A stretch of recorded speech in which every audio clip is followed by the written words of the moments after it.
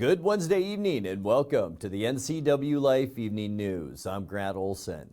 Before we get to tonight's top stories, let's head outside and take a look outside our very smoky weather window all across north central Washington. Look at this shot from Lake Wenatchee this afternoon. You can barely make out Kaler Glen Golf Course towards the bottom middle of your screen. And the lake, inundated with smoke all over in the upper valley. Unhealthy air up that way. Meanwhile, here in the Wenatchee Valley, we are seeing unhealthy air for sensitive groups. So we're all kind of experiencing that today. And then as we get into tomorrow, cool today. It'll stay cool tomorrow as well. Maybe some breezy conditions in some locations tomorrow. And then by this weekend, it will be beautiful. And we'll have all those weather details for you coming up a little bit later on. And now a few of the news stories we're following for you tonight. Multiple firefighting agencies worked to protect homes threatened by a 30-acre wildfire yesterday north of Carlton. The Chelan County Coroner's Office says a 41-year-old Redmond man died of natural causes Saturday while hiking on Aasgard Pass. And there's no estimate yet on when U.S. Highway 2 will reopen after being shut down again late Monday outside Skykomish by the Bolt Creek fire. But first, our top story tonight. Moses Lake's former police chief is being credited with detaining a man who had reportedly threatened two students with a gun yesterday outside the Columbia Basin Technical Skills Center in Moses Lake. The Moses Lake Police Department said shortly before 2 p.m., two students reported being threatened by 22-year-old Lionel Balderos Mondragon in the parking lot. The tech center and nearby schools were immediately placed in lockdown. Moses Lake Police said retired Chief Dave Ruffin, who teaches criminal justice at the school, went to the parking lot to protect any students still outside and then detained Balderos Mondragon. Police said the suspect admitted to having a 9mm handgun in his car when he arrived to pick up a relative. He allegedly approached the two students who were seated in a car in the parking lot and threatened them with that gun. Balderos Mondragon was booked into the Grant County Jail on charges of felony threats, unlawful possession of a firearm on school grounds, and unlawful display of a firearm. Ruffin retired in 2016 after more than 30 years with the Moses Lake Police Department, the last 3 as chief. Multiple firefighting agencies worked to protect homes threatened by a 30-acre wildfire yesterday north of Carlton. Okanogan County Fire District 6 said the Vinton Road fire was reported about 3 p.m. and spread quickly, threatening at least 2 homes and leading the evacuation of several others.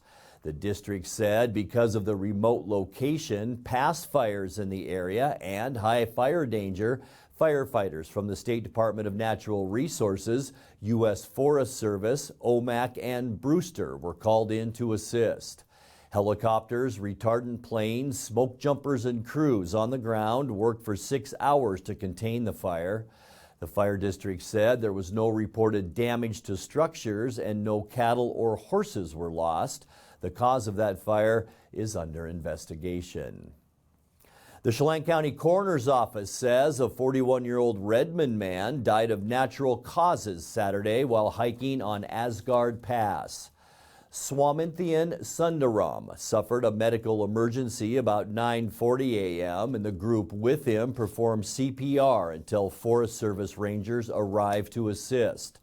The Chelan County Sheriff's Office said because of the remote location, a hoist cable helicopter and medical crew from Snohomish County was dispatched and arrived on scene about 11:30 a.m. CPR efforts continued unsuccessfully in the helicopter. Sundaram was taken to the Leavenworth Fish Hatchery landing pad where his body was transferred to the Chelan County Sheriff's Office and coroner. Well, there is no estimate yet on when U.S. Highway 2 will reopen after being shut down again late Monday outside Skykomish by the Bolt Creek fire.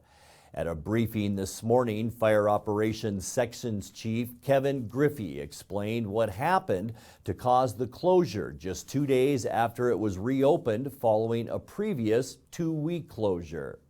Well, you can see where the fire hit the highway, and it hit the highway really hard right here in this little spot on Highway 2.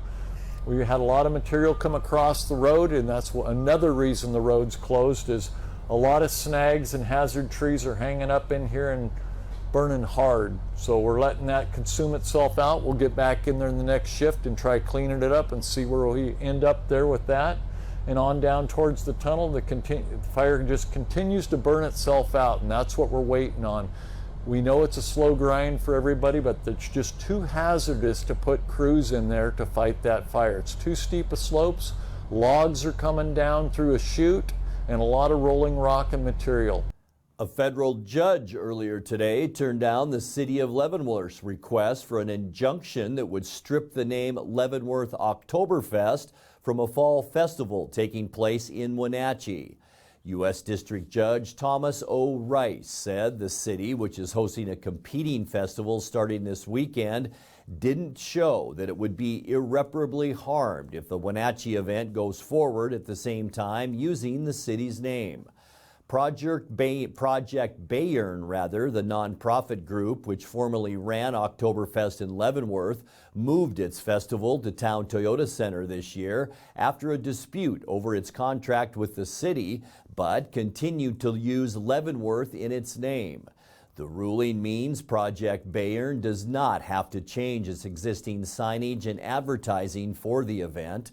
The city still has a pending lawsuit against Project Bayern, alleging false advertising, trademark fraud, and torturous interference in Spokane federal court.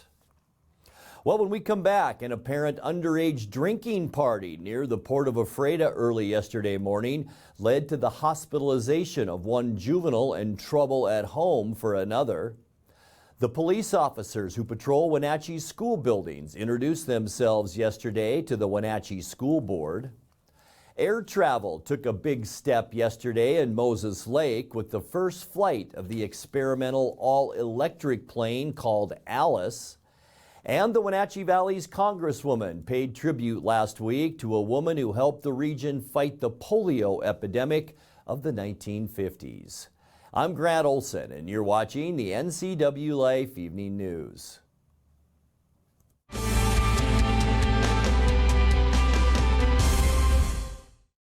Football, school, cooler temps. It's almost fall. And what better way to celebrate than with the Fall Kickoff Savings Event at Click It RV. We've got to make room for new inventory, which means you'll save up to 30% off with no money down, 90 days to first payment, and lifetime warranties. With the best floor plans and many options under $40,000, there's never been a better time to buy. Visit us today on Frontage Road off I-90 in Moses Lake or go to clickitrv.com.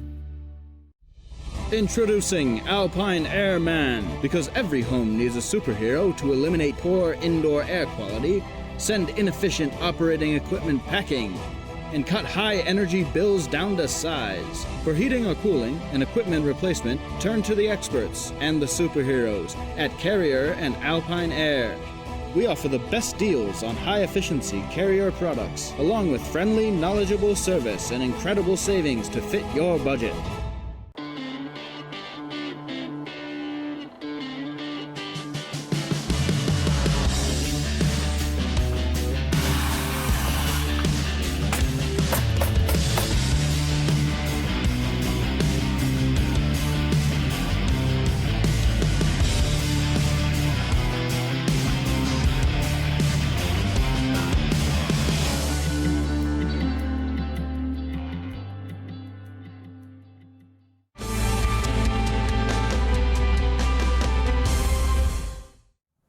Welcome back. In another news, an apparent underage drinking party near the port of Ephrata early yesterday morning led to the hospitalization of one juvenile and trouble at home for another. The Ephrata Police Department said friends of the hospitalized youth called 911 just before 4 a.m. when he kept passing out. The youth was transported to the hospital where his condition is unknown. Police said they took another juvenile to his home while the others at the party walked home. About 8:20 a.m., police say the juvenile they'd taken home called them to say his mother was being mean and waking him up. The mother told police she was just trying to get him to go to school. Well, the police officers who patrol Wenatchee's school buildings introduced themselves yesterday to the Wenatchee School Board.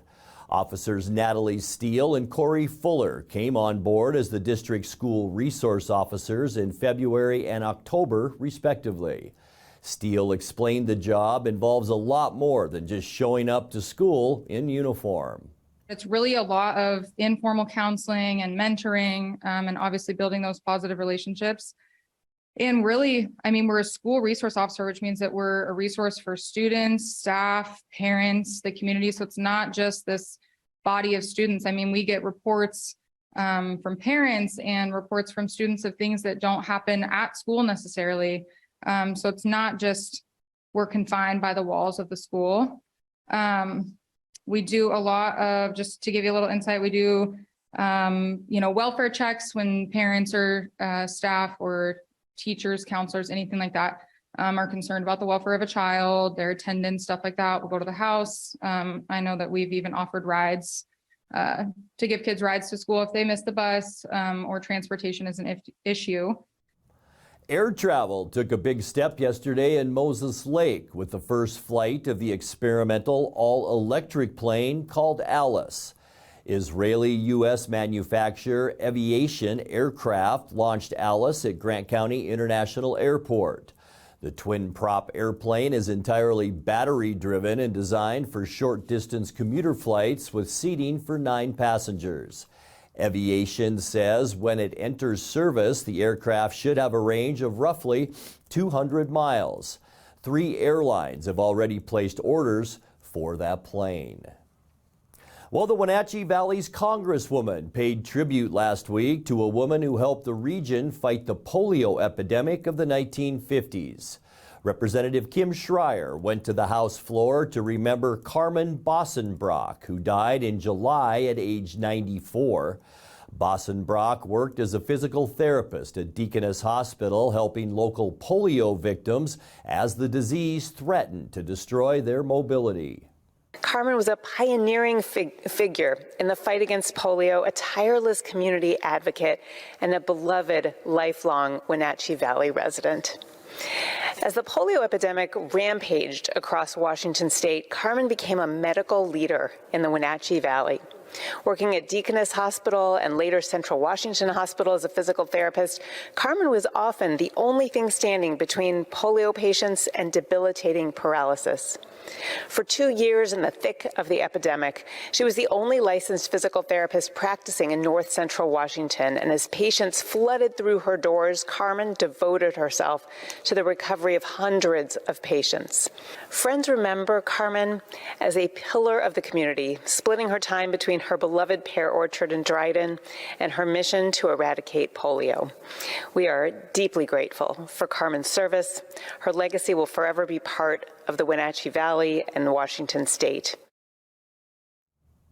You're watching the NCWLIFE Evening News. Coming up next, tonight's featured story and your complete local weather forecast. That and much more still to come on the NCWLIFE Evening News. Please stay with us.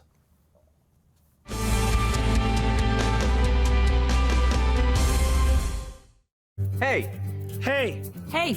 I'm Kim Schreier. Did you know Washington State harvests over 500,000 acres of hay each year? But when COVID slowed supply chains, it kept crops from getting to market. So I worked with both parties to get farmers relief and hold the Biden administration accountable to get supply routes back open.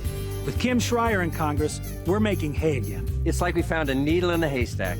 Hey, that's why I approve this message.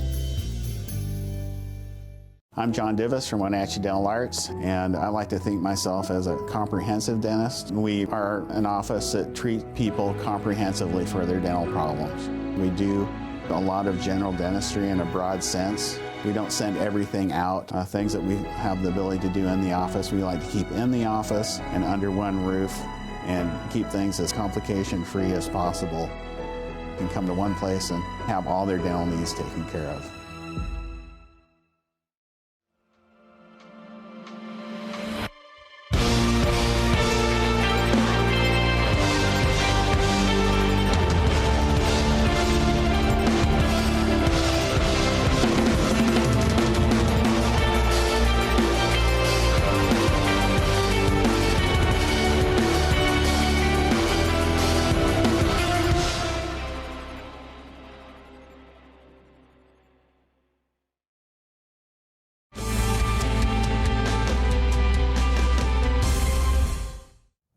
Welcome back to the NCWLIFE Evening News.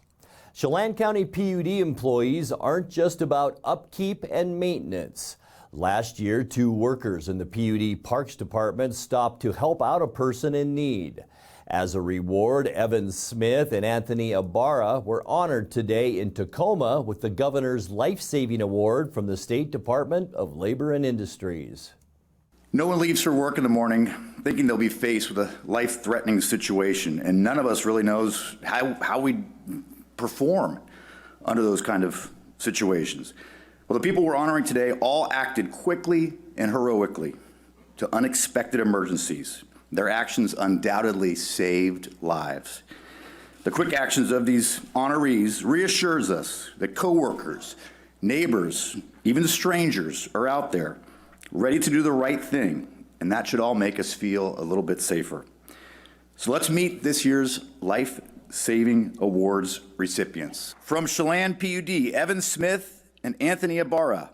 Parks employee Evan Smith responded to a visitor who was experiencing an apparent drug overdose.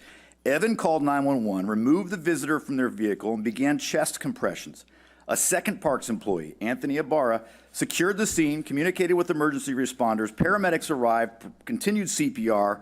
The visitor's pulse returned, and they were transported by ambulance to a hospital for further care. Thank you, Evan and Anthony.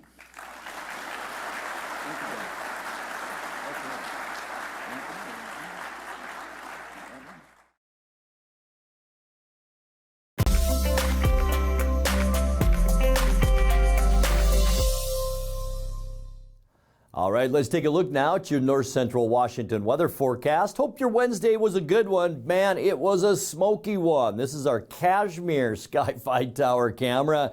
Pretty much been like that all day, and that really kept our temperature down. We thought we might be near 80 today, but 73 unofficially. 71 is now our normal high temperature. Our record 89 set back in 1963. Low this morning 57, 48 is our normal low, and 34 our record set in 1999. 6:56 for our sunrise, and the sun sets tonight at 6:46. Let's take a look now at what we can expect. Well, we'll skip tomorrow's temperatures and go right to our surface loop. This is Hurricane Ian, and I'm sure you know by now this is a deadly storm as it continues inland into Florida. 150 to 155 mile an hour winds will soon be a Category 5, and we'll keep you updated on that. Here at home tonight, a 20% chance for showers. It will be hazy tonight with temperatures mainly in the low 50s for overnight lows. Getting you into Thursday, there's our friend. High pressure coming back into the picture, but we will be cool tomorrow. Not going to say cooler than today because we were unexpectedly cool today, but we will see probably low 70s once again for our Thursday high temperatures. And then the ridge will intensify as we get into Friday. A dome of high pressure, mostly sunny and warm with high temperatures in the upper 70s for Friday. October 1st on Saturday, and it's going to be beautiful. Summer-like, mostly sunny. High temperatures near 80 degrees for Saturday. Sunday, really no change. Boy, enjoy this weekend if you can. We're going to see highs again near that 80-degree mark.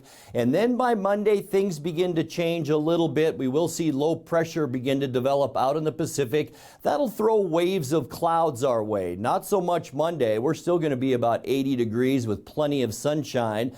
But by Tuesday, you can see some high clouds early, and then we'll see some some of these heavier clouds later in the day on Tuesday. Still decent out there, though, with high temperatures near that 80 degrees. Let's take a look now at your 7-day forecast. Tonight will drop down to 56, 72 and partly cloudy tomorrow. Friday, Saturday, and Sunday, beautiful upper 70s and lower 80s, and we will stay right around that 80-degree mark on Monday and Tuesday. Increasing clouds for Tuesday, though. High temperatures then still nice at around 80 degrees. And that's a look at your local weather forecast. Coming up next, tonight's sports report with Eric Granstrom and more as the NCWLIFE Evening News continues right after this.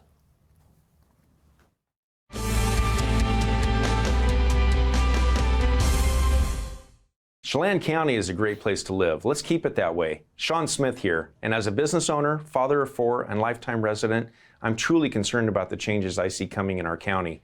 As your next county commissioner, I will work diligently with every agency, our state legislators, and law enforcement teams to make sure we don't lose the quality of life we have come to appreciate. There's a lot more than simply planning and community development to be concerned about, and I am ready, willing, and capable of doing it all for you. I ask for your vote.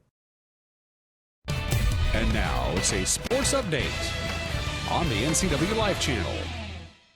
And a happy Wednesday to you. It was Josh Young 5, Seattle nothing. Young accounted for all of Texas's runs and a 5-0 shutout in Seattle. He hit 2 home runs as well as having an RBI single. Mariners offense, meanwhile, continues to struggle without Julio Rodriguez in the lineup. It was the 7th time in the last 14 days Seattle has lost a game by scoring 1 or less runs. Oh, he just pounded one. Deep out to left, and it is gone! Way up there. And Josh Young gave that a big-time ride to left. His 4th home run of the year. And the Rangers jump out 1-0. Now that's the location of the fastball that Josh Young wants to get a hold of. So I guess if it costs you a foul ball to extend the at-bat, you'll take it. Look at the location here compared to the previous pitch. That is elevated. Upper half of the zone, pretty much over the heart of the plate. 2 5-inning outings and 2 6-inning outings. Low running again. This one lined out to left field. That one is down, base hit. Simeon is home. Nathaniel gets to 3rd on the RBI single by Josh Young.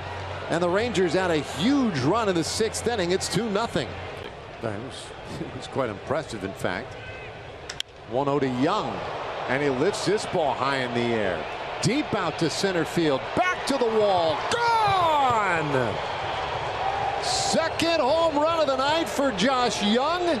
And he continues to carry the offense tonight. 5-0 Rangers. And he's driven in every single run. And this one lifted out to right field. Should be playable. Garcia is there. He's got it. And this one is over. The Rangers shut out the Mariners and take the opening game of this 3-game series in Seattle. Mariners are 3-7 in their last 10 games. Manager Scott Service says to turn this around, they only need to look inside the clubhouse. This was not the way I was hoping we would start the homestand for sure with the off day yesterday. But it happened. We are right here. Talk about the game tonight a little bit. I thought Robbie, threw the ball pretty darn good, quite frankly. And a long home run to Young. Then he got a little trouble there in the 6th, tried to work his tail off to get out of it. And we've seen Robbie get out of those situations so many times. But again, leaves the game down 2-0. And the story tonight, obviously, we could get nothing going offensively. And you ask yourself why? Why couldn't we get things offensively? They used an opener tonight, another guy they just called up, who's, he threw strikes, he mixed it up back and forth, but we didn't have a good ball game. There's no way to sugarcoat it. We didn't do anything offensively. Bullpen struggled a little bit when Diego left to pitch up, and Young, like I said, first time we saw him. I know he's a big prospect for the Rangers, and he had a heck of a game tonight. We made some mistakes, and he took advantage of it. So I say all that. I keep saying, we got to get back to playing like we played earlier in the year, and it's all in there. It's in the clubhouse. We need to kind of take a deep breath here, relax a little bit, and try to go out and play a good ball game and have fun again. because as much as you want to grind through this game and everybody sees how close we are to reaching a goal, you still got to play the game and you got to have fun. And not having a whole lot of fun right now. The last couple of days have been pretty rough. So we still have a very good team. We really do. We're in a little bit of a funk right now. We will get out of this funk, but it's only going to happen from the people in the room believe it and being able to just slow it down a little bit, take a deep breath, and keep playing baseball. Well, Seattle will try to have some fun tonight. They'll send George Kirby to the mound to face the Rangers, 6:40 on Root Sports Northwest. Well, despite the loss, Mariners' magic numbers down to 7 after Baltimore lost to Boston 13-9. Seattle remains 3.5 games in front of the Orioles for the final wild card playoff spot. Tampa Bay gained a little ground on Toronto with a 6-5 11-inning win, that is, in Cleveland. Harold Ramirez's 2-run double in the top of the 11th was the difference there. Blue Jays fell to the Yankees 5-2. Aaron Judge still sits on 60 home runs after going 0 for 1 with 4 walks. Aaron Judge, by the way, looked him up. He's 6'7", 285 pounds. He's got 60 home runs. He's a big dude. All right, the Twins, by the way, kept their ever-so-slim playoff hopes alive by beating the White Sox last night 4-0. On the Les Schwab Prep girls soccer scoreboard from yesterday, Liliana Johnson had a hat trick for Eastmont in a 9-0 win over Sunnyside at Wildcat Stadium. Wildcats also got 2 goals each from Ellie Prazer and Paige Fisher, and goals from Jessica Ramirez and Maddie Bonnewell. They all got in on the act. Moses Lake was able to shut down Davis 3-0, while Prosser edged Ephrata 3-2. Cashmere won its rivalry game with Cascade, downing the Kodiaks 5-0 in Cashmere. Ava Courtney had a hat trick for the Bulldogs, while Caitlin Bjorklund had 2 goals. Chelan, by the way, got goals from Maya Cowan, Olga Filipovich, there we go, and Jalen Reinhardt in a 3-0 win over Quincy. I'm going to work on that. Bridgeport beat Orville 7-0, while Brewster bested Pateras 6-1. Prep volleyball action last night. Sunnyside edged Eastmont 3-2.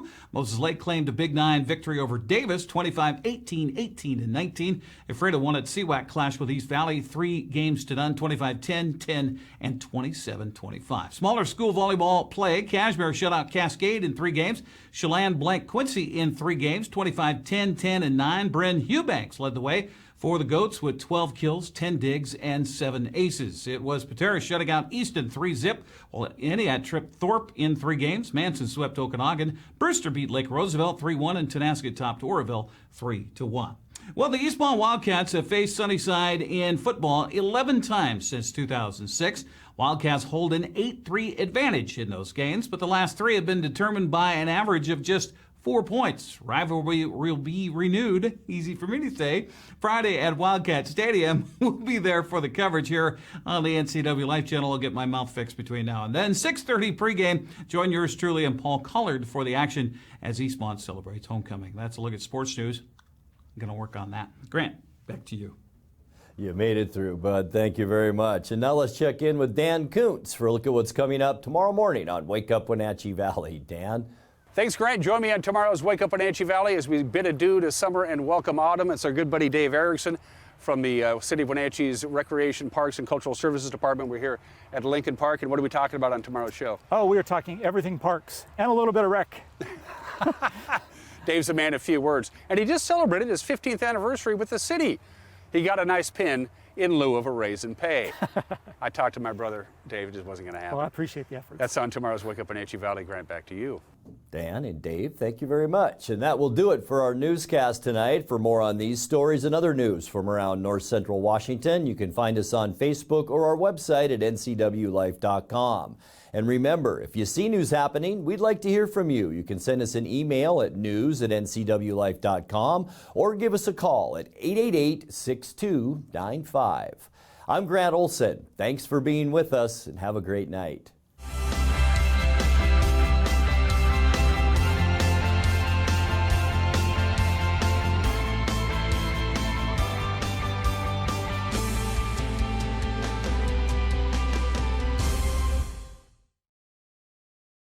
News, weather, and sports. It's all here weekdays at 5, 6, and 10 on your local news source, the NCW Life channel.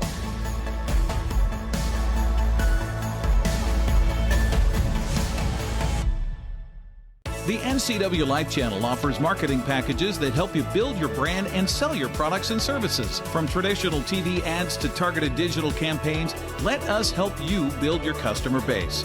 Call NCWLIFE channel today.